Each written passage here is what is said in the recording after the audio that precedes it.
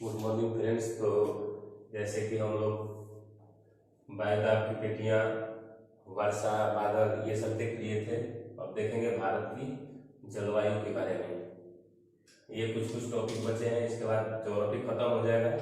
इसके बाद हम मॉडर्न हिस्ट्री शुरू करेंगे। तो आज देखेंगे भारत की जलवायु के बारे में कि भारत की जलवायु कैसी है।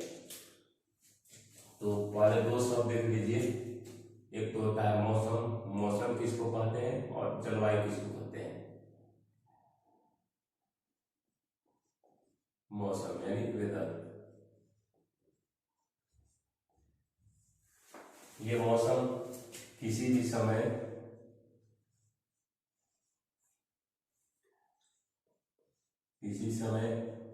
किसी स्थान पर वायुमंडलीय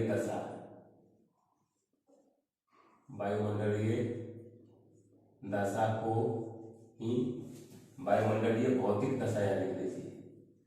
वायुमंडलीय भौतिक दशा, क्योंकि इसमें केमिकल दशा यानी केमिकल फैक्टर को हम लोग क्या करते हैं, इसमें कंसीडर नहीं करते हैं। तो वायुमंडलीय भौतिक दशा को ही मौसम कहते हैं। मौसम कहते हैं किसी भी समय किसी स्थान पर वायुमंडलीय भौतिक दशा, यहाँ पे भौतिक दशा या ध्यान रखिएगा, भौतिक दशा को ही मौसम कहते हैं। भौतिक दशा में जैसे इसमें आ जाएगा ताप यानी टेम्परेचर, तापमान वहां का कैसा है, वायु दाब कैसा है यानी प्रेशर या प्रेशर। इसके बाद वर्षा वहां का कैसा है, तापमान, वायुदाब, वर्षा, आर्द्रता यानी ह्यूमिडिटी कैसी है, बादल कैसा है। ये सब क्या हुए, भौगोलिक यानी भौतिक दशा हुई।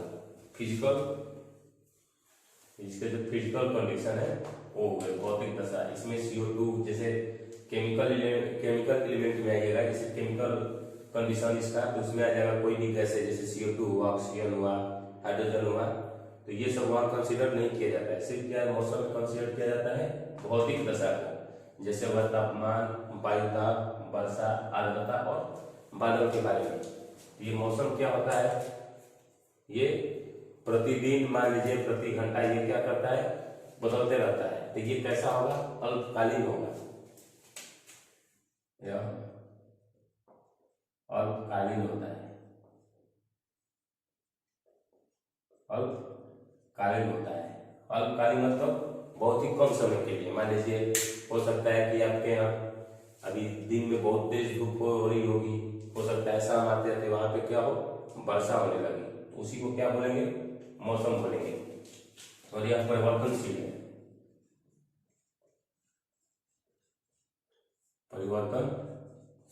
यानी चेंजेबल है। ये क्या करता है, बदलते रहता है। जैसे अभी बताया कि मान लीजिए हो सकता है दिन में बहुत तेज धूप हो, शाम होते होते क्या हो, बादल आ गए हो या वर्षा होने लगी हो। तो क्या होगा, सुबह से ही जैसे दोपहर से मान लीजिए दोपहर में धूप है, शाम में बारिश होने लगी, तो बहुत कम समय में क्या हुआ, चेंज हो गया ये।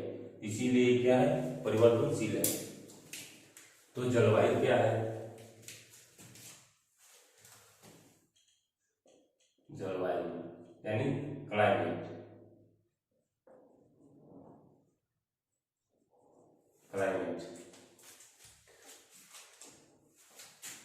तो ये क्या है, इसी मौसम का, ये मौसम का क्या है, औसत है, या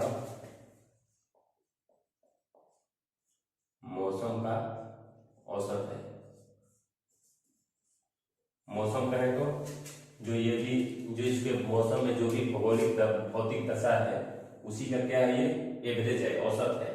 तो कितने वर्षों का औसत है ये, तो ये लगभग 30 वर्ष या उससे ऊपर का औसत है। तो यह लगभग 30 वर्षों का औसत है। किसका, मौसम का। मौसम में कौन कौन है, तापमान, वायुदाब, वर्षा, आर्द्रता, बादल, ये सभी को अगर एवरेज निकालेंगे लगभग कितने बरस से ऊपर तक, 30 बरस से ऊपर तक, ये यूपीपीसीएस में पूछा हुआ है कि क्लाइमेट कितने वर्षों का औसत होता है, यानी कितने वर्षों से ऊपर का औसत होता है, जब 30 वर्ष या उससे ऊपर का औसत होता है तो उसी को क्या बोलेंगे, क्लाइमेट बोलेंगे, यानी जलवायु बोलेंगे।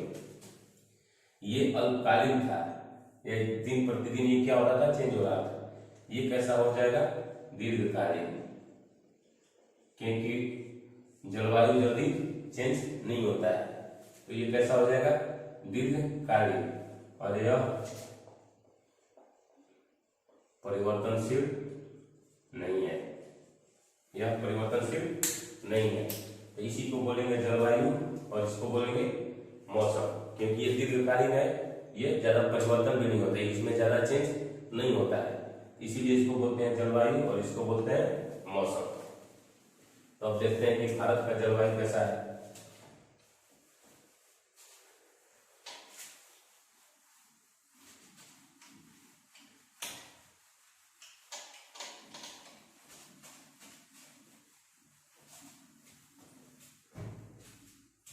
यहाँ पर भारत के परिप्रेक्ष्य में देखेंगे भारत की जलवायु। भारत ये भूलोक पे किधर पड़ेगा, क्योंकि हम जानते हैं कि 23.5 डिग्री अक्षांश जो है वो भारत के लगभग बीचों बीच से पार करती है। तो ये मान लीजिए 0 डिग्री लाइन है, ये मान लीजिए 23.5 डिग्री लाइन है, ये 23.5 डिग्री, ये कर्क रेखा, ये है मकर रेखा।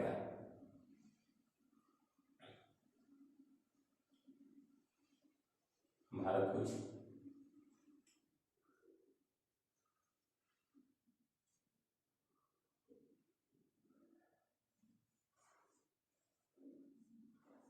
कुछ इस टाइप में सीखा, क्योंकि कर्क रेखा यहाँ लगभग गुजरात से और मध्य प्रदेश आदि स्टेट 8 स्टेट से बाद में पास करती है कर्क रेखा। इसके ऊपर आधा भारत ऊपर में है, आधा भारत नीचे में है, और यह है कर्क रेखा।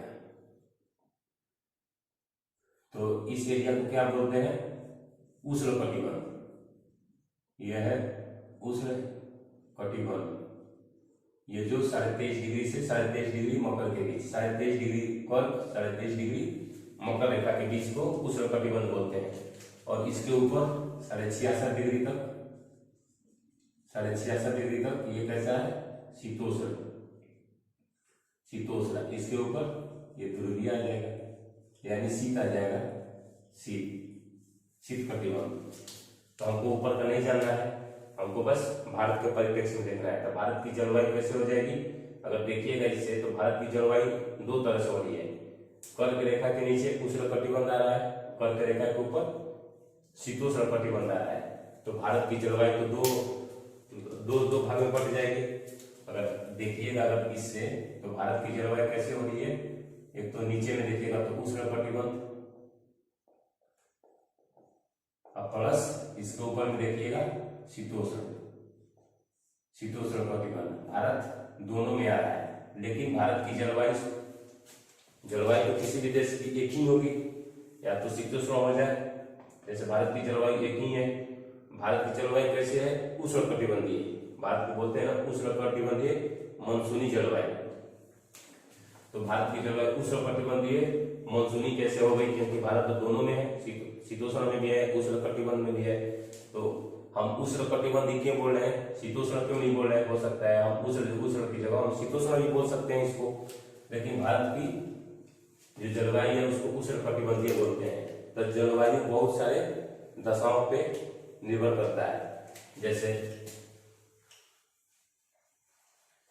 यहाँ लिख लीजिए,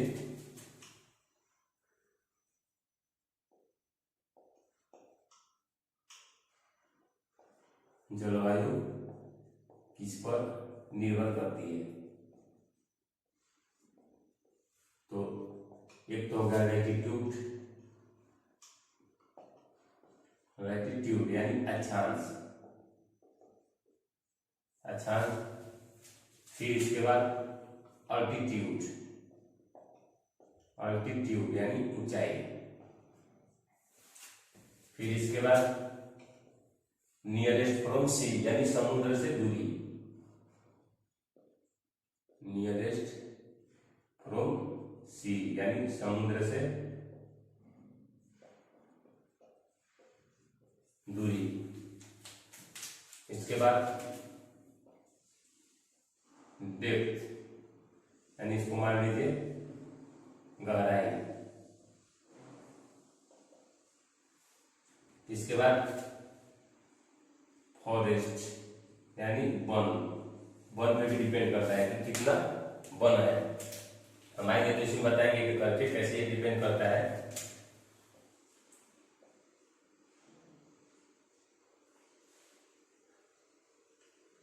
इसके बाद रेनफॉल यानी वर्षा, कितना बारिश हो रहा है।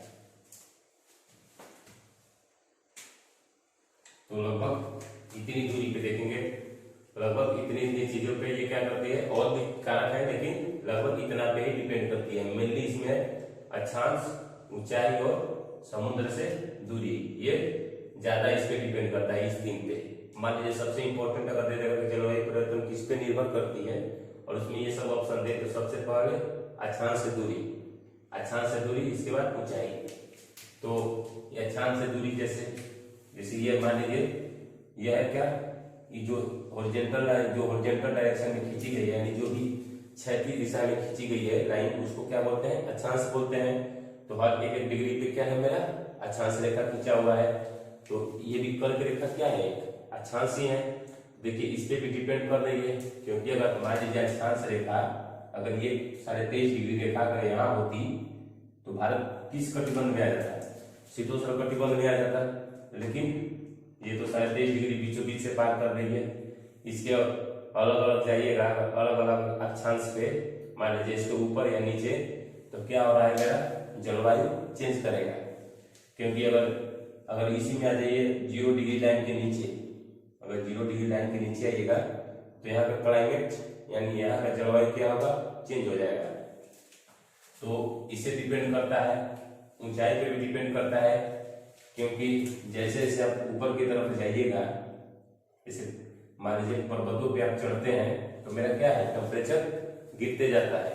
लगभग 165 मीटर ऊपर जाने पर कितना 1 डिग्री सेल्सियस टेम्परेचर कम होता है। तो ये ऊंचाई पे भी डिपेंड करता है। जैसे यहाँ मानिएगा तो पंजाब में एक शहर है अमृतसर, यहाँ मान लीजिए अमृतसर, और यहाँ शिमला, हिमाचल प्रदेश का शिमला, वो लगभग देखिएगा तो दोनों एक ही अक्षांश पे हैं। लगभग मान लीजिए ये अक्षांश रेखा है, तो यहाँ पे मान लीजिए अमृतसर है और यहाँ पे हिमाचल है।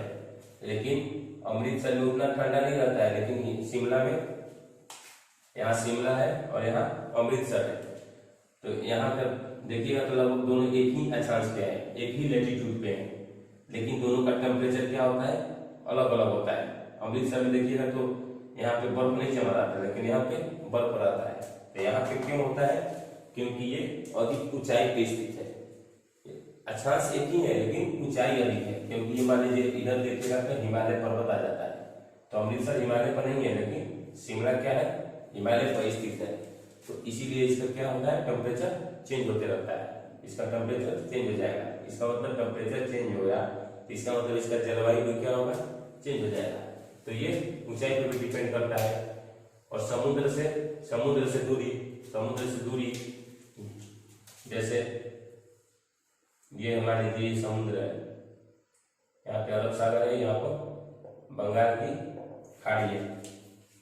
तो जो भी अगर गर्मी के दिन में देखिएगा तो जो भी समुद्र के नजदीक है वहां पर ह्यूमिड कंडीशन रहेगा, यानी आर्द्रता ज्यादा पाया जाता है। आर्द्रता यहाँ पे जैसे मुंबई को ही देख लीजिए, और यहाँ मान लीजिए बिहार है, यूपी, कोई भी एरिया ले लीजिए, बिहार का चाहे यूपी का। तो ठंड के दिनों में देखिएगा, जब अगर शीत ऋतु आता है भारत में, तो यहाँ पे देखिएगा तो यहाँ पे उसको उतनी अधिक ठंड नहीं पड़ेगी, लेकिन यूपी में ज्यादा ठंड रहती है। तो वो किस पे डिपेंड कर रहा है, नियरेस्ट फ्रॉम सी से, समुद्र से दूरी उसकी कितनी है। इसके बाद गहराई पे कितनी है, यानी कितनी उसकी नीचे में, कितना ये नीचे में स्थित है। जितना नीचे जाएगा उतना ज्यादा देखिएगा कि इसमें उष्णकटिबंध में पड़ते जाएगा। मान लीजिए इसमें अगर और इसके नीचे आइएगा ये शीतोष्ण में पड़ते जाएगा। तो उससे डिपेंड करता है वन कितना है, वन पे भी डिपेंड करता है, क्योंकि जितना अधिक वन होगा उतना अधिक क्या होगी, वर्षा होगी, क्योंकि वाष्पो उत्सर्जन की क्रिया बहुत तेज होगी, वाष्पोत्सर्जन की क्रिया यानी वेपराइजेशन जितना ज्यादा होगा उतना ज्यादा क्या होगा, बारिश होगी। तो वाष्पोत्सर्जन क्रिया कौन करता है, हम जानते हैं कि जो पेड़ होते हैं या जहाँ जंगल होता है वहां पर बारिश बहुत अधिक होती है। इस पे भी डिपेंड करता है रेनफॉल कितना हो रहा है, बारिश कितना हो रही है, मानसून जैसे मान लीजिए मानसूनी हवाएं है, तो जैसे मेघालय में है, मेघालय में बहुत ज्यादा बारिश होती है, और उसी के कंपेरिजन में देख लीजिएगा यूपी या बिहार में तो कम बारिश होती है। तो इसका मतलब वर्षा पे भी जलवायु क्या कर रहा है, डिपेंड कर रहा है, निर्भर कर रहा है। तो भारत की जलवायु कैसी हो जाएगी, पहले तो ये तो किस पे निर्भर करती है, वो कारक हुए कि जलवायु के कारक कौन कौन से हैं। तो पहला हुआ लैटिट्यूड, फिर अल्टीट्यूड ऊंचाई, nearest from sea, depth, forest और रेनफॉल। तो भारत की जलवायु उष्णकटिबंधीय क्यों बोल जाती है, क्योंकि इसके और भी कारक हैं। मरुस्थल पे भी डिपेंड करता है कि किस टाइप का मरुस्थल है।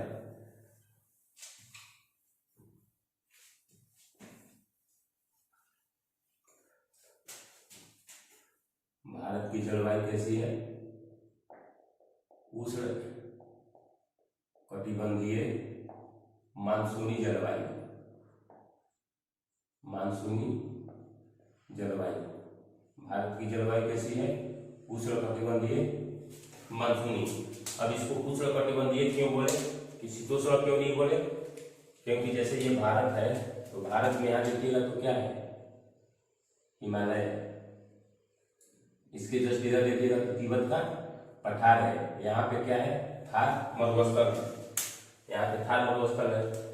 तो जैसे ही इसके देखिएगा ये क्या बोले, उत्तर साइड में, इसको उत्तर डायरेक्शन या उत्तर पूर्व मान लीजिए, तो जो भी इधर से ठंडी हवाएं आती है, यहाँ से जो भी ठंडी हवाएं आएगी उसको ये हिमालय पर्वत क्या कर देगा, हिमालय पर्वत रोक देगा, क्योंकि हिमालय पर्वत कैसा दिखता है, हिमालय पर्वत का नाम भारत के देखिएगा, अगर ये मान लीजिए भारत है तो हिमालय पर्वत कुछ इस टाइप का है, भारत के उत्तर पूर्व में। तो जो भी इधर से शीतोष्ण हवाएं आती है, शीत मरुस्थल, यानी जो भी इधर से ठंडी हवाएं आ रही है ध्रुव की तरफ से, उसको क्या कर रहा है, ये रोक दे रहा है। तो भारत को ठंडा होने से जो भी ठंडी हवाएं भारत में प्रवेश करेगी उसको क्या करेगा, ये बचा लेगा। और ये थार मरुस्थल है, यहाँ पे थार मरुस्थल तो गर्मी के दिनों में जब सूर्य कहाँ होगा, कर्क रेखा पर होगा, यानी 21 जून को कहाँ सूर्य लगभग कर्क रेखा पे होता है। तो जब कर्क रेखा पर होगा तो भारत पे सूर्य की प्रकाश क्या करेगी, डायरेक्ट यहाँ पड़ेगा कर्क रेखा पे। तो जब कर्क रेखा पे सूर्य का प्रकाश पड़ेगा तो इस थार मरुस्थल को क्या करेगा, गर्म कर देगा, बहुत ज्यादा थार मरुस्थल को गर्म कर देगा। ये भी गर्मी क्या होगी, फैलेगी इधर। तो जब ये गर्मी फैलेगी, जब यहाँ पे जो सूर्य का प्रकाश पड़ती है, जब गर्म होगा तो गर्म क्या करेगा, इधर की तरफ ट्रांसफर करेगा। तो इस जो भी इसके ऊपर है कर्क रेखा के, जो भी ऊपर है भारत का जो भी एरिया ऊपर में है कर्क रेखा के, उसको क्या करेगा, ये गर्म कर देगा। तो इस तरह से भारत की जो जलवायु हो जाएगी, ये भी शीतोष्ण को इसको क्या करेगा, गर्म करके भारत की लगभग जलवायु कैसा कर देगा, उष्णकटिबंधीय जलवायु कर देगा। तो दो, एक तो मरुस्थल भी हो गया और एक हिमालय भी कारक हो गया। जलवायु किस पे कर रही है, पर्वतों पे भी डिपेंड कर रही है, पर्वत भारत में कहाँ है और मरुस्थल उस देश का कैसा है, तो इस पे भी जलवायु निर्भर करती है। तो ये जो थार मरुस्थल है और जो ये हिमालय पर्वत है, इसके कारण जो भारत की लगभग पूरी जलवायु कैसी हो जाएगी, उष्णकटिबंधीय मानसूनी जलवायु हो जाएगी। अब ये तो उष्णकटिबंध बना दिया चारों तरफ गर्म करके, ये थार मरुस्थल और हिमालय पर्वत। अब इसको मानसूनी जलवायु क्यों बोलते हैं,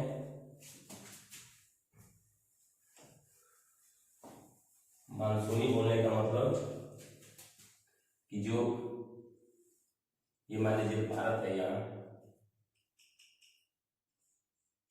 ये भारत है, तो भारत के इधर में क्या है, अरब सागर है, यहाँ बंगाल की खाड़ी है। तो जब यहाँ पे कर्क रेखा पे या इसमें अगर सूरज का प्रकाश पड़ेगा, सनलाइट अगर इस पे आएगा तो इसको क्या करेगा, इस पानी को गर्म करेगा। पानी को गर्म जैसे ही करेगा तो यहाँ पे क्या होगा, वाष्पोत्सर्जन होगा, यानी क्या बनेगा, जलवाष्प बनेगा, जलवाष्प बनेगा। और जैसे ये एरिया गर्म होगा, जब धरातल बहुत जल्दी गर्म होता है और बहुत जल्दी ठंडा भी होता है, किसके कंपैरिजन में, इस समुद्र के कंपैरिजन में, यानी सागर के कंपैरिजन में, यानी पानी के कंपैरिजन में। पानी की तुलना में धरातल जल्दी गर्म होगा और जल्दी ठंडा भी होगा। तो जब गर्मी के दिन में जब यहाँ सूरज का प्रकाश पड़ेगा इस भारत पे, तो ये क्या करेगा, भारत को गर्म कर देगा। तो भारत को जैसे ही गर्म करेगा तो हवाएं क्या करेगी, ऊपर की तरफ उठेगी। हवा ऊपर की तरफ उठेगी तो यहाँ पे लो प्रेशर का एरिया बन जाएगा और इस समुद्र में हाई प्रेशर का एरिया बन जाएगा। यहाँ पे हाई प्रेशर और यहाँ पे लो प्रेशर, तो हवाएं इस तरफ चलना शुरू कर देगी, यानी हाई प्रेशर से लो प्रेशर की तरफ हवा चलती है, तो हवाएं क्या करेगी, भारत की तरफ चलना शुरू कर देगी। और इस हवा में क्या है, नमी है, क्योंकि यहाँ से वाष्प ले रही है, जलवाष्प समुद्र से क्या कर रही है, जलवाष्प लेकर भारत की तरफ चल रही है। तो यहाँ पे क्या करेगी, ये बारिश कराना शुरू कर देगी, भारत में बारिश कराना शुरू कर देगी, बारिश। इसीलिए इसको क्या बोलते हैं, मानसूनी जलवायु। तो भारत की जलवायु कैसी हो गई, उष्णकटिबंधीय मानसूनी जलवायु। भारत की जलवायु कैसी हो गई, उष्णकटिबंधीय और मानसूनी जलवायु।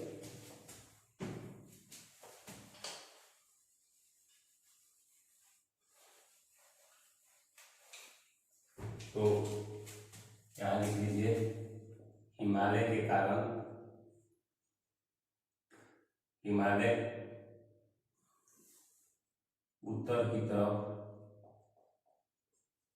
से आने वाली ठंडी हवा को रोक देती है, ठंडी हवा को रोक देती है। तो जब भारत में ठंडी हवा नहीं आएगी, तो हम पहले बताए कि जब भारत में ठंडी हवा नहीं आएगी और ये थार मरुस्थल पहले से ही गर्म है, यहाँ लिख लीजिए, और थार मरुस्थल के कारण भारत की जलवायु कैसी हो जाएगी, उष्ण कटिबंधीय और मानसूनी, मानसूनी। तो भारत की जलवायु कैसी हो गई, उष्ण कटिबंधीय मानसूनी।